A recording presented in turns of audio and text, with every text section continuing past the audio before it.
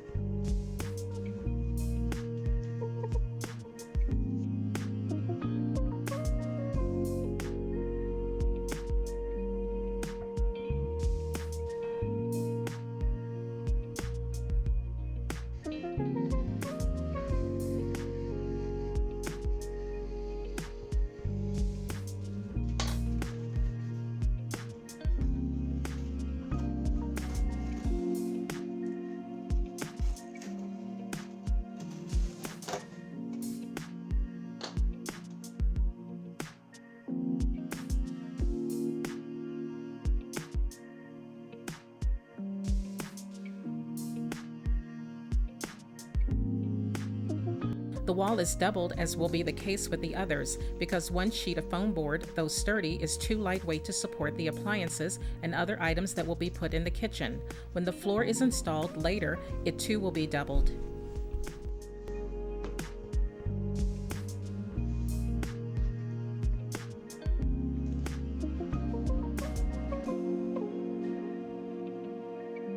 Using the sink as a guide, I map out the design and where the island will be.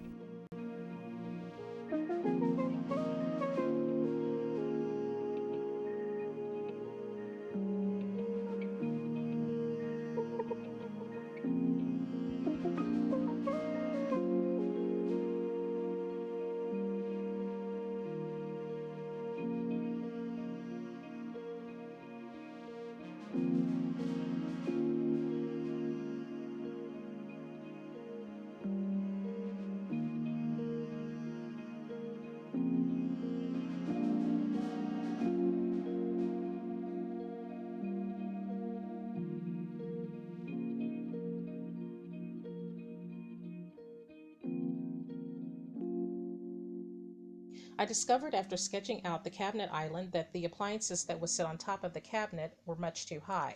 So rather than doing anything to the cabinets here, I'm going to utilize the two middle drawers here, and I'm going to move the appliances down, and that'll give me plenty of spacing at the top there, and you can see that.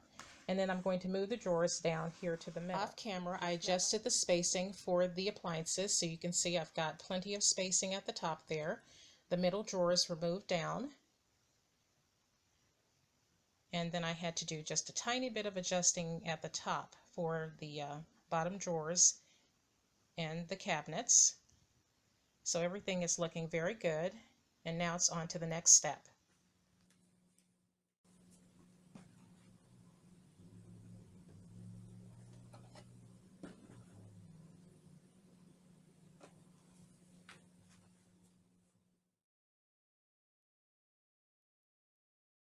To make tiles for the backsplash, I use mat board, making 1 inch by 1 inch square pieces.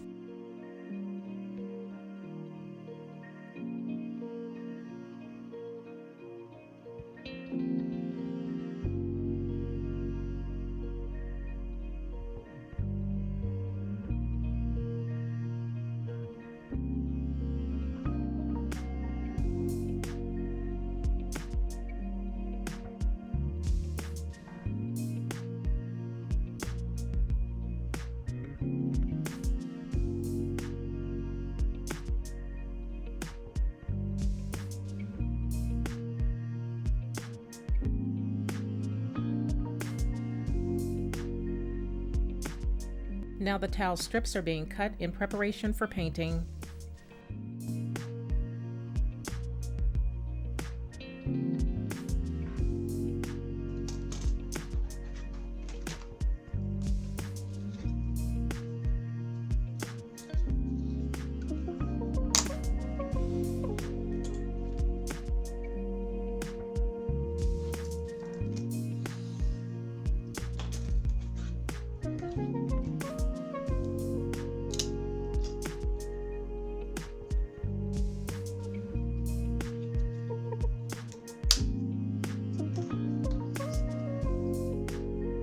These are a few of the colors that will be used for the tiles. The first strip of tiles painted are in a blush pink, followed by yellow, green, and turquoise. When it came to making brown tiles, it was trial and error because the shade from my acrylic paint set was much too harsh and had to be muted. I first used a mustard shade, then a cream, toning down the brown to complement the chair.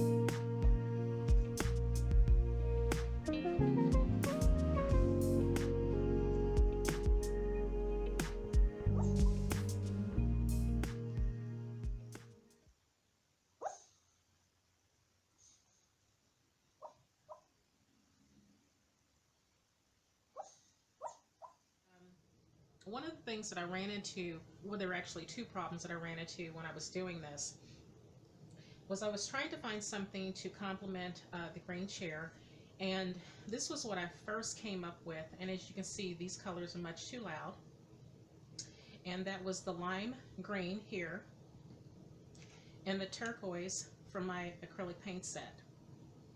So those colors are much too loud because the colors for the appliances and for the chairs are all pastels. So this would not have worked, and so I had to start all over, which was not a problem. So I came up with something better, and this is Sage Blossom, and this is from my chalk paints. And this is very beautiful. This is very in keeping with the 1960s color scheme. So this is going to work out just fine. The other problem that I ran into was trying to get something to complement the brown chair. And I tried to get something as close as I could to the chair, but that wasn't, going to happen. So what I did was I mixed two colors, and I mixed brown and cream. And the cream muted the brown just a tad bit because the brown was a little bit dark. So actually, this brown is going to work out, excuse me, this brown is going to work out fine with the color scheme because the colors are pastel, and it's not going to be too bad. So all in all, I'm very pleased with how this turned out. So this is going to be fine. Now, I also went in with rose from my acrylic paint set, and I had to use 4 coats of this paint here, and at first it came out very light, and I just I thought at least by the 3rd time that it would be okay, but it wasn't. So I did a 4th coat, and I got it pretty much to complement the pink chair. So I'm pretty pleased with that as well. The next color I was working on, and I'll pick up this one, was Yellow Light, and that's beautiful, and that absolutely complements the chair. So I'm very pleased with that as well. And as you can see, I did a few others there. And what I did was on between each one of the tiles, I wanted to just have a little pizzazz on the wall. Is I used pearl white, and as you can see, it's got a bit of a shimmer there, and it's just beautiful. And then also I wanted to use another color that I have in my collection, and this is ice blue. This would be a beautiful color to go into the primary color theme here. So I'm pretty pleased with how everything turned out, And now the only thing I have to do now is to go ahead and cut all the tiles and then glue them to the backsplash.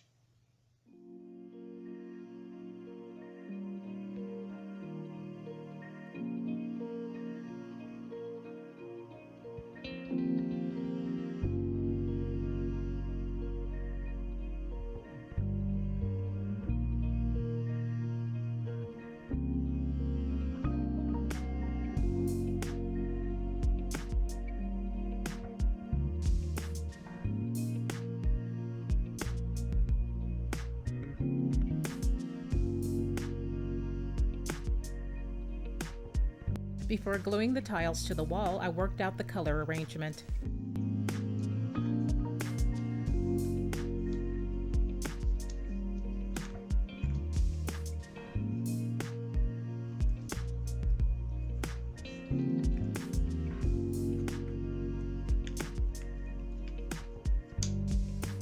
Using matte Mod Podge, I laid down the tiles.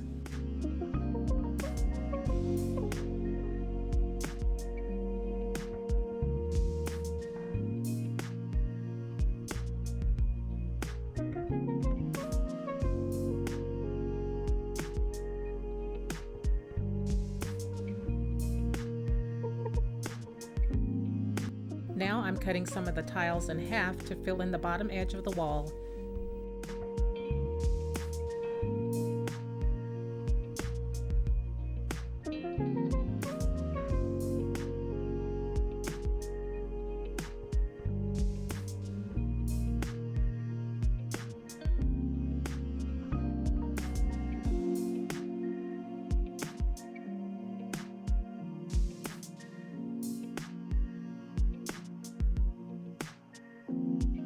To seal the tiles and make them shine, I apply 2 coats of gloss Mod Podge.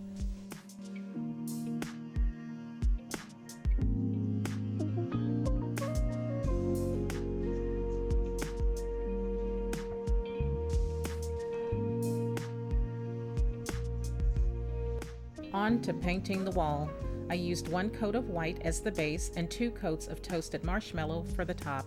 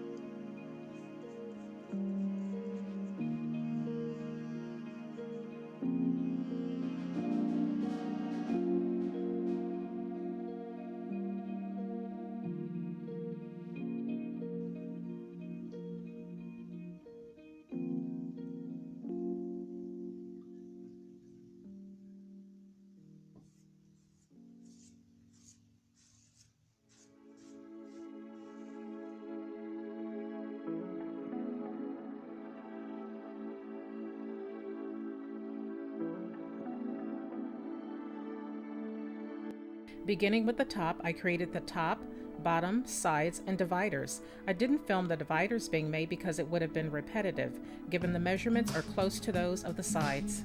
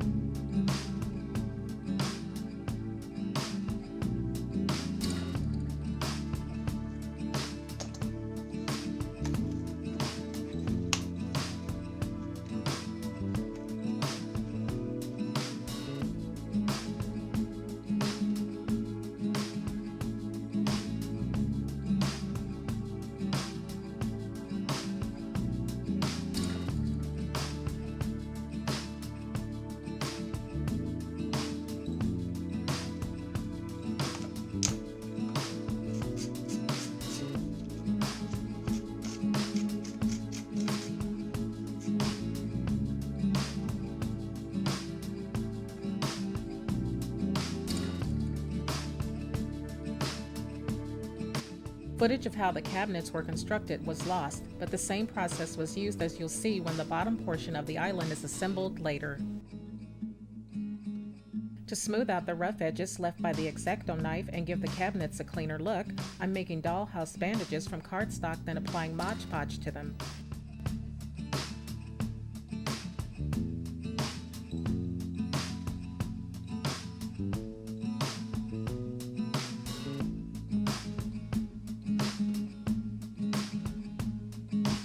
Bandages were also put on the top and the bottom edges of the cabinets as indicated by the red arrows.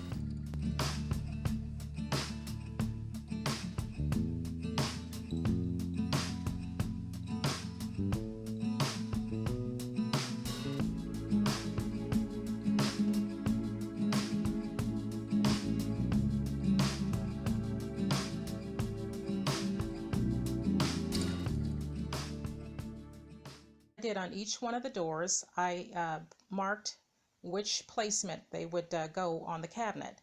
So I have the left side, the left center, the right center, and the right side. And on each one of the doors on the inside is a panel. And then I indicated on the reverse side where that panel would go.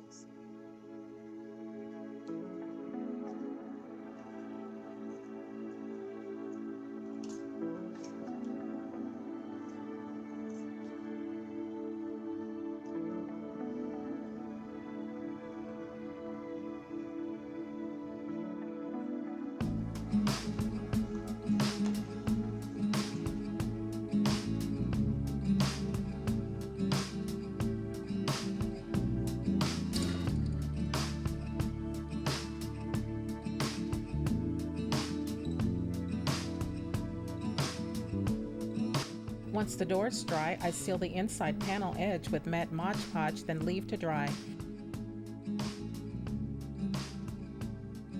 After the doors completely dried, it was on to painting them. The center squares were made from matte board measuring 1/4 of an inch from the edge on all sides.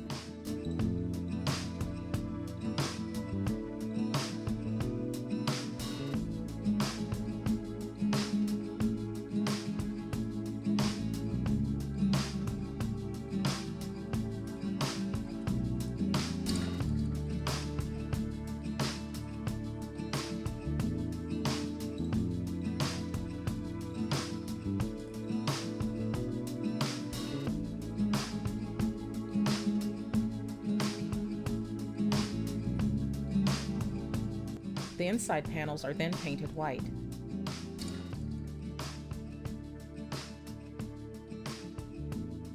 After painting was complete, 2 coats of gloss Mod Podge were applied to the doors.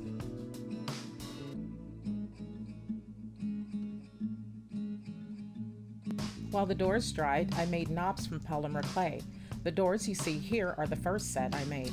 I didn't like this design, so I made a second set.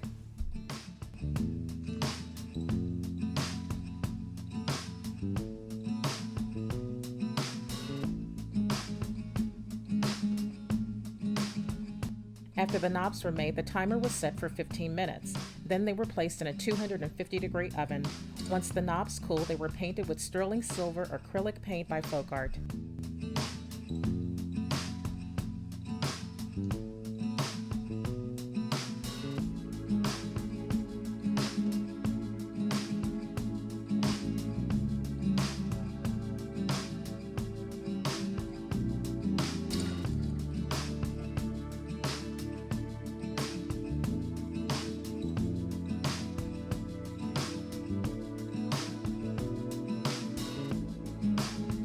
To ensure the inside cabinet doors open, small sections of foam board are cut out at the top and bottom. I used straight pins to hold the doors into place, but what I discovered was when the doors were open, the pins ripped out of the foam. A better option will be shown later in the video.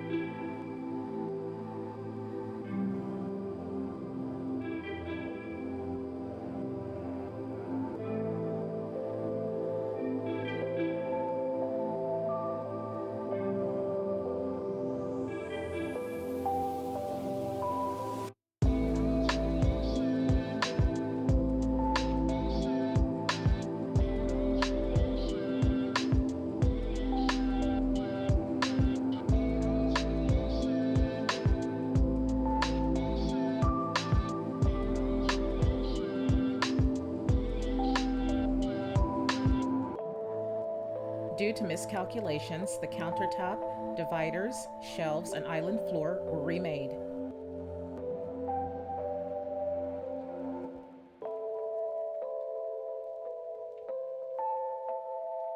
To build the bottom half of the island, I begin with the left side wall, then attach the countertop, bottom, and right side wall.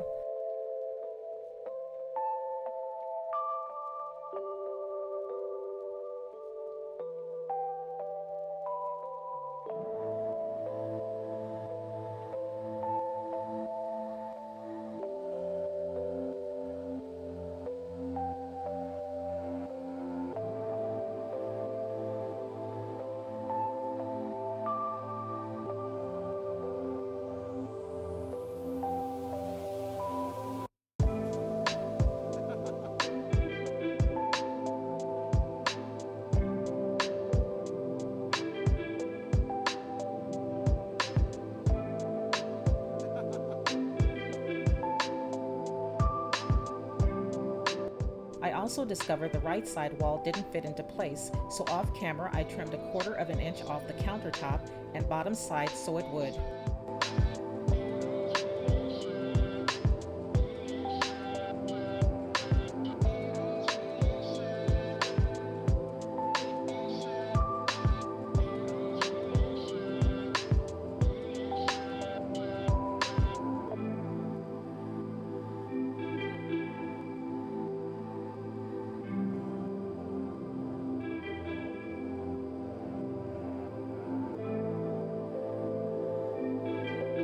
The dividers, then the shelves, are glued into place.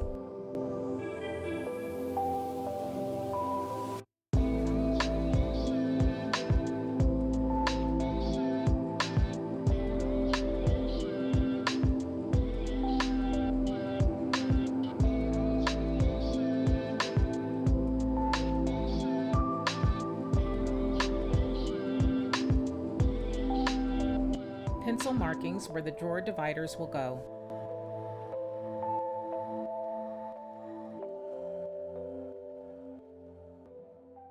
The countertop was removed because the dividers for the middle drawers needed to be glued into place first.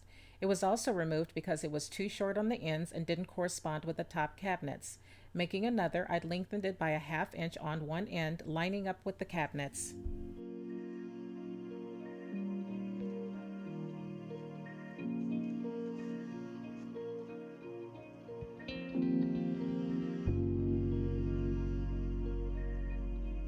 On to attaching the island floor.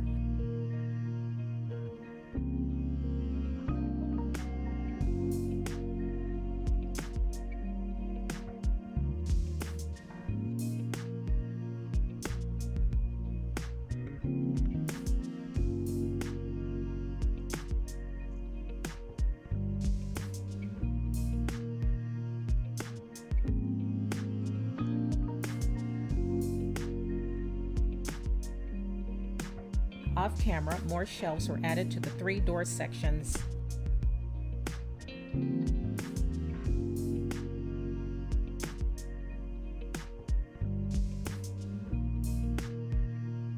First, the doors and drawer fronts are constructed, attaching square and rectangle panels on top, each placed on pre-marked points. Then 2 coats of paint, followed by 2 coats of gloss Mod Podge, are applied to the pieces.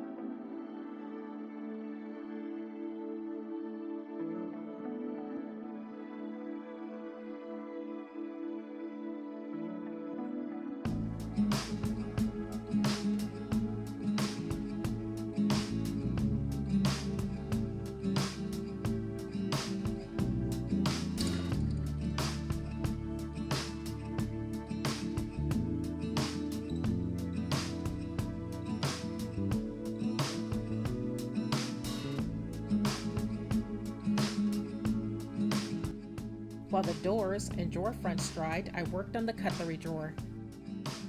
Using an old jewelry box top, I constructed a cutlery drawer. The top worked fine, but it was too small for the space, so I cut 2 pieces of foam board the size of the dividers, inserting one on each side.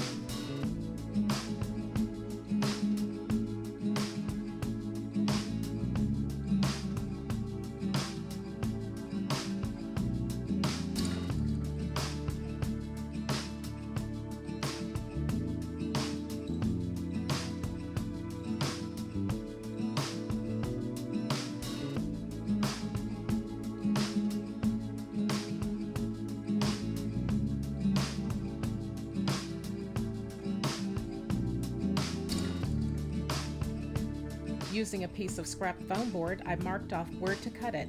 This piece will be used as the divider for the cutlery drawer.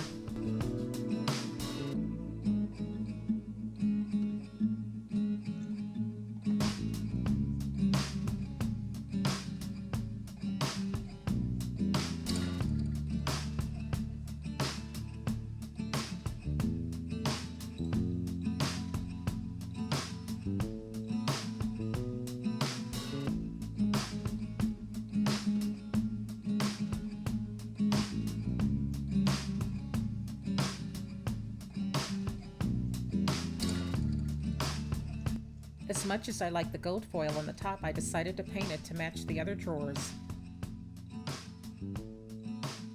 Now to attaching the middle drawer covers. The process is repeated for the 4 remaining drawers.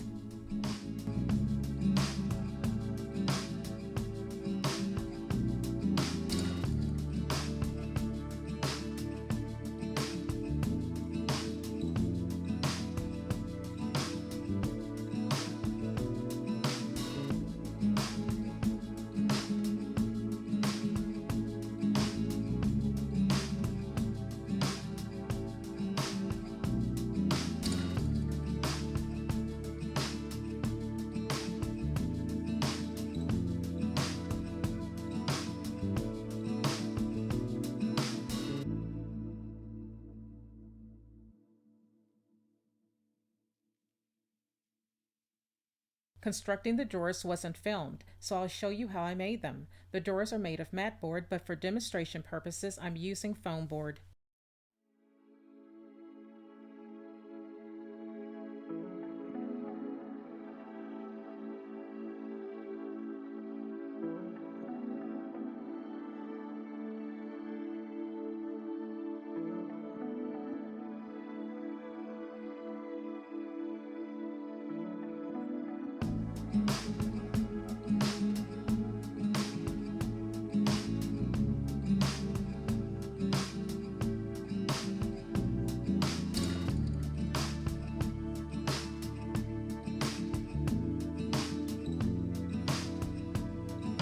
Leaving the counter bare simply wasn't an option, so I stepped it up a notch, deciding on a wood countertop.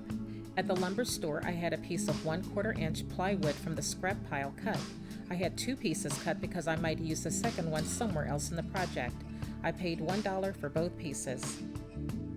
I applied 5 coats of poly acrylic to the countertop to not only protect it long term, but also give the island a more realistic look. Now to attaching the countertop.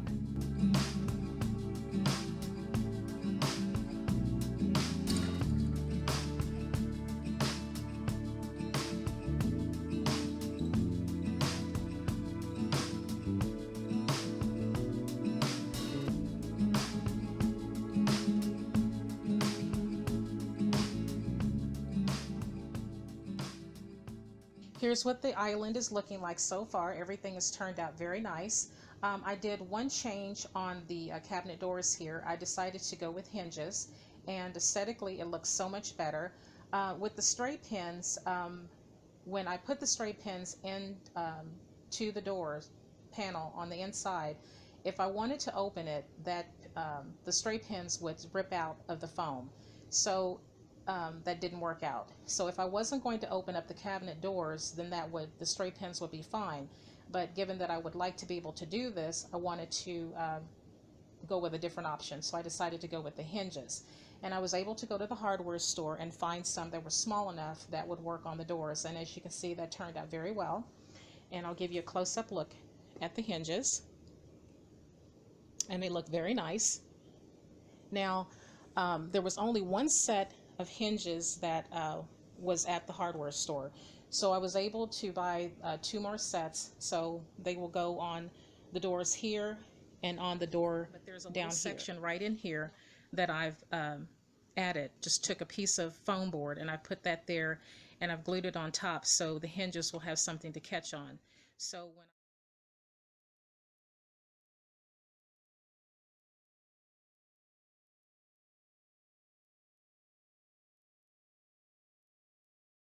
the plan was to have 3 doors here, and I've got the doors here, but I'm thinking I want to go with a different plan here.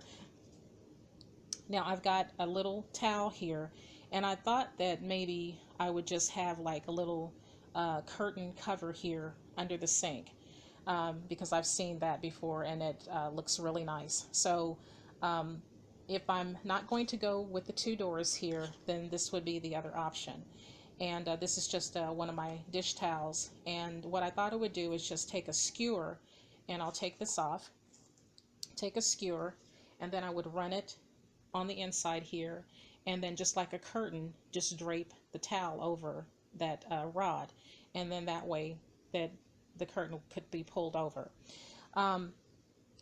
One of the reasons, the other reason that I was thinking that I would go with the cover on this section was in the planning process, the door I knew was going to be just a slight bit shorter on this side. However, this is the problem that I'm running into, that the hinges won't reach over as far enough. So if I did it this way,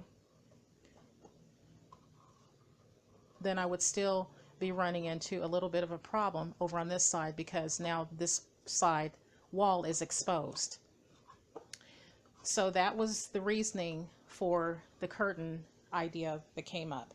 And what I'm thinking I might do, this is another option, is perhaps gluing this here, and of course this door is going to stay on that side, and then just putting the curtain right in this area here. So I'm going to sit down and think that through and see what I want to do with this, and then just go to the next process.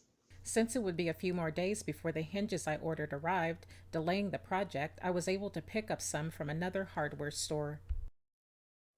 I demonstrate how easy the drawers slide out.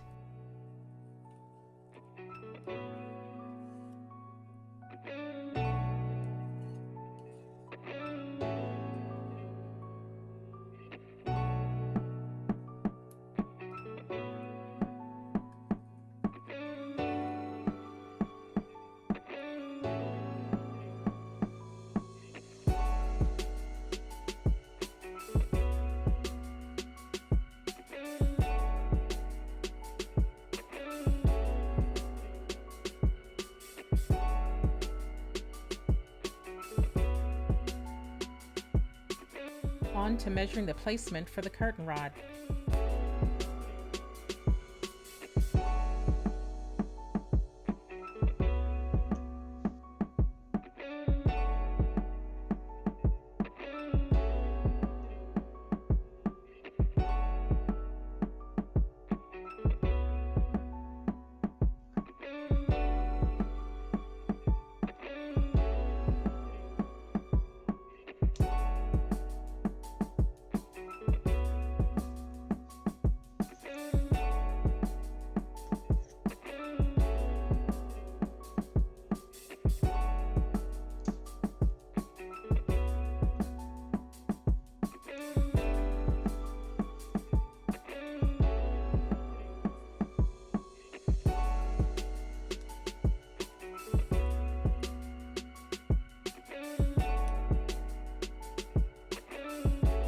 Now that the curtain rod has been positioned, time to cut the dishcloth for the door opening. The dishcloth was 12 inches by 12 inches, cut down to 6 inches by 5 inches, including turned edges.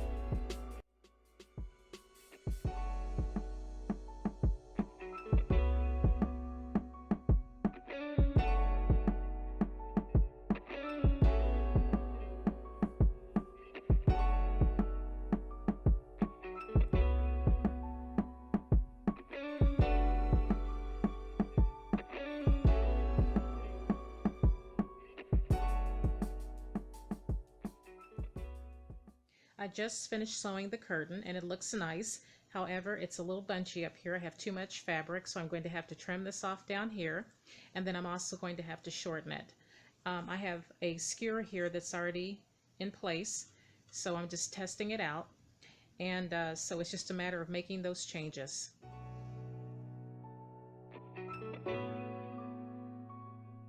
The curtain was then slid onto the rod and the middle door glued into place. Because the space was tight, it took a bit to put the curtain on the rod.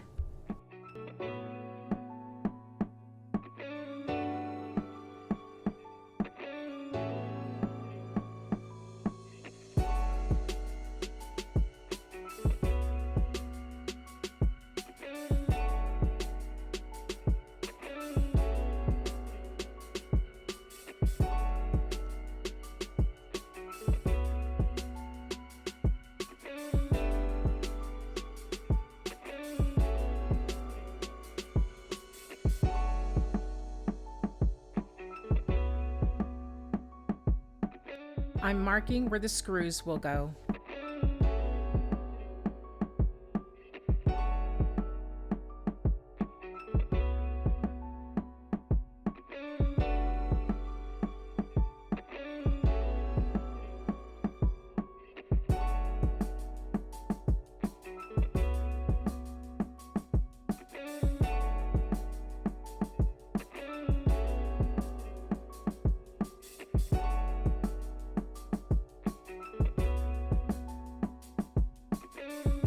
I'm punching holes in the screw markings.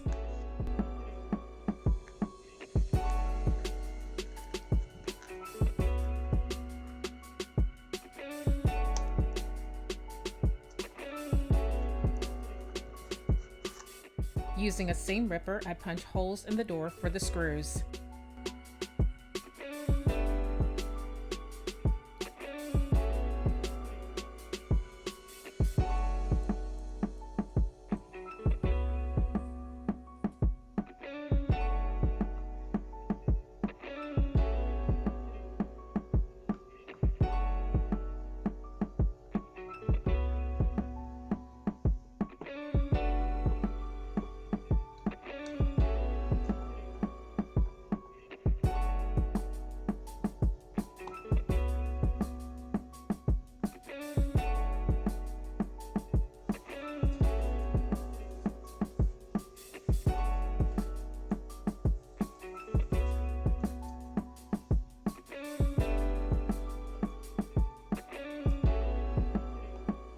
Two foam board strips are glued on the inside of the cabinet so the screws have something to grip on.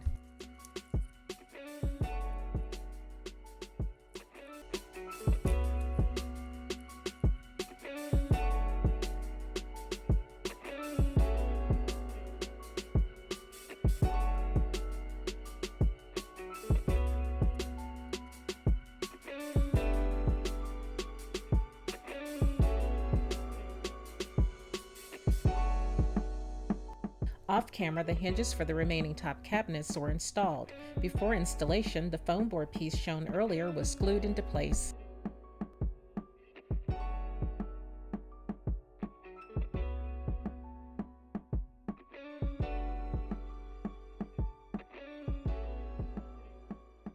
Time for the big reveal.